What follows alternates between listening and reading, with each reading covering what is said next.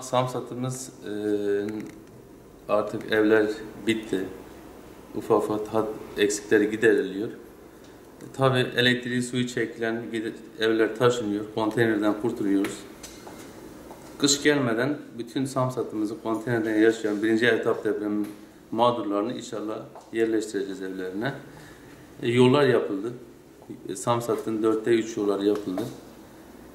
Şu anda Samsat'ta Samsat Belediyesi olarak hummalı bir çalışmamız var. Mesire alanı yapıyoruz su kenarında. Hem amatör balıkçıların geleceği, hem günübirlik arkadaşlarımızın, dostlarımızın gelebileceği mesire alanından faydalanabilecekleri yerler yapıyoruz. Bir park yaptık, yeni bir park yaptık ilçe merkezimize. Taziye evini yaptık, temelini attık, otogarı yaptık. Şu anda yapılmaya devam ediyor. Tabii şu anda Samsat biliyorsunuz tarım bölgesi. Tarım bölgesinde de Samsat deyince tütün akla geliyor. Tütün alımları başladı. Firmalar alım yapıyor. Tahmini 1700 tona yakın tütün firmalar satın alacak Samsat'ımızda. Dahası Samsat'ımızda bu yıl su geldi. Sulama kanalları devreye girdi. Birinci etap sulama yapılıyor Samsat'ta. Geçen yılda yapılmıştı. Tabii gecikmeli olduğu için çiftçi pek inanmamıştı. Bu yıl hazırlığını yapmıştı çiftçimiz. Seneye inşallah 2 kat daha sulamanın olacağını düşünüyoruz.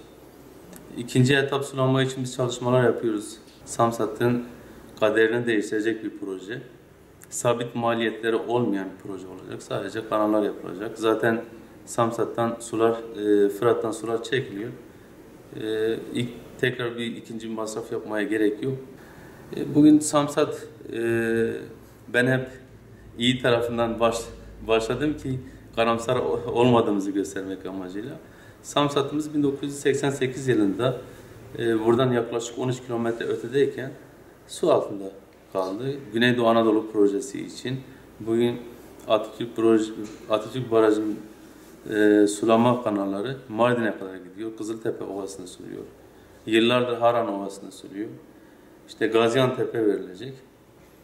Tabii bunun mağduru da Samsatlı oldu. Ülkemizin faydasına ise olsun dediler bizim büyüklerimiz o dönem. Yeni Samsat kuruldu.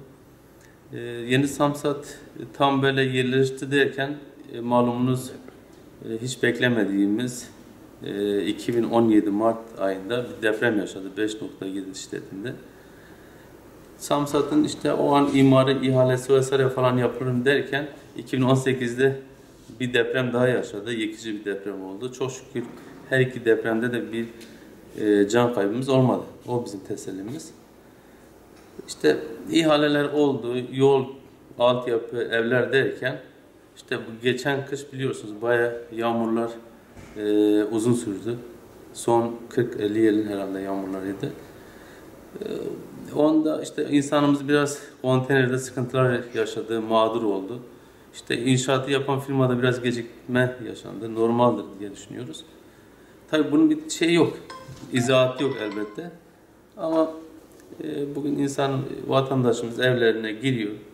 İşte elektriğini, suyunu çeken, biz de onlara her türlü yardımı yapıyoruz. Bahçelerine toprak çekiyoruz. Bu son 3 haftadaki gece gündüz sırf bahçelerinde o moloz yığınlarını görmemeleri adına büyük molozları atıyoruz. 1700 öğrencimizi giydirdik. Ayakkabısından gömleğine, pantolonuna kadar. Geçen hafta biz tek tek okullarımızı gezdik. Sıkıntılarını dile getirdiler. Onların not aldık. Belediye olarak elimizden gelen ne geliyorsa yapıp ben hatta şunu da düşünüyorum. Havalar değiştikçe yani şimdi bizim belediye olarak 24 saat sahadayız. Belediye olarak işimiz yavaşladığı zaman belediye başkanı sıfatıyla en azından bu yıl boyunca her sınıfa girmeyi düşünüyorum. Her öğrenciye dokunmak istiyorum. Ya bildiklerimizi anlatacağız çocuklarımıza. Üniversiteye hazırlık yapan öğrencilerimize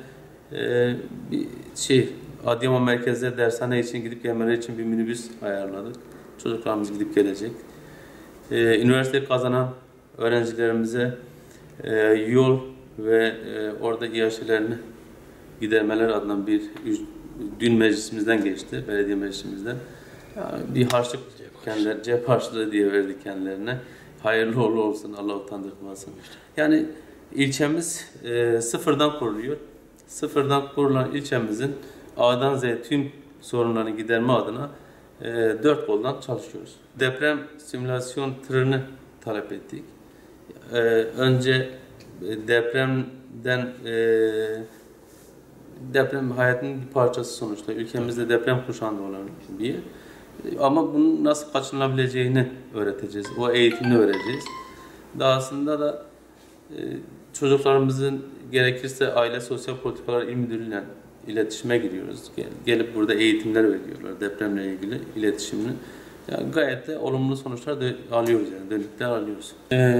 Safan bin Muattal sahibimiz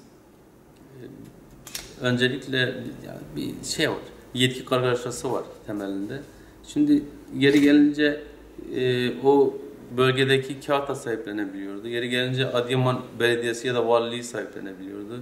İşte Samsat Müftülüğü, Samsat Belediyesi herkes bir şekilde sahipleniyordu. Nasıl sahipleniyordu? İşte önemli günlerde işte herkes benimdir diye. Ama yıl sadece bir günden oluşmuyor. 365 günümüz var.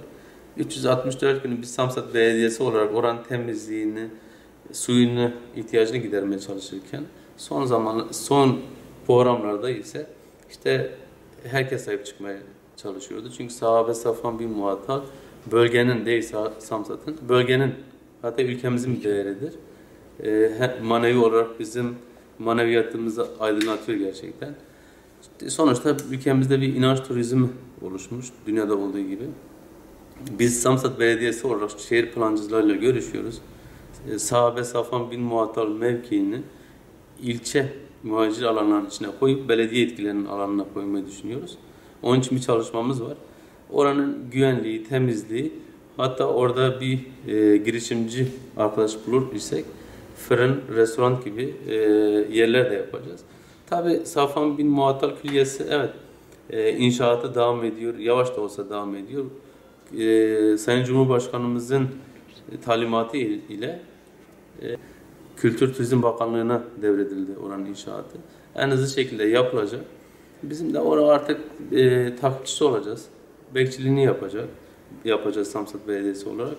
Gelen misafirlerimizi en temiz, en güzel şekilde ağırlayacağız inşallah. Büyükşehir Belediye Başkanı, ayrıca valimiz Mustafa Bey'in yanına gittik. Bizim taziye için pozitif ayrımcılık istedik.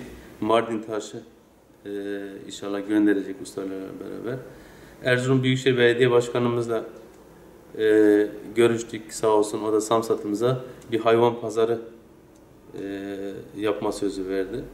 Yanında da bir traktör de hediye ediyor Samsat'ımıza. Bir tesbih ustası gönderecek. Biz burada ekonomiye katma değer olsun diye buradaki hanımefendilere tesbihçiliği de öğreteceğiz inşallah. Onlara da ayrıca teşekkür ediyorum. Biliyorsunuz Türkiye'de bilinen iki sahabi var. Birisi Safvan bin Muattal Hazretleri, ikincisi ise Eyüp El Ansari Hazretleri. Ondan dolayı Eyüp Belediyesi ile bir kardeşliğimiz var. Kardeş belediyelik. Eyüp Belediyesi ile iletişimdeyiz her zaman için. Sağ olsun bize bir park oyun grubu gönderdi. Teşekkür ediyoruz burada kendilerine tekrar. Yani biz kardeş belediyelerimizin yakasını bırakmayacağız. Tek tek derdimizi anlatacağız.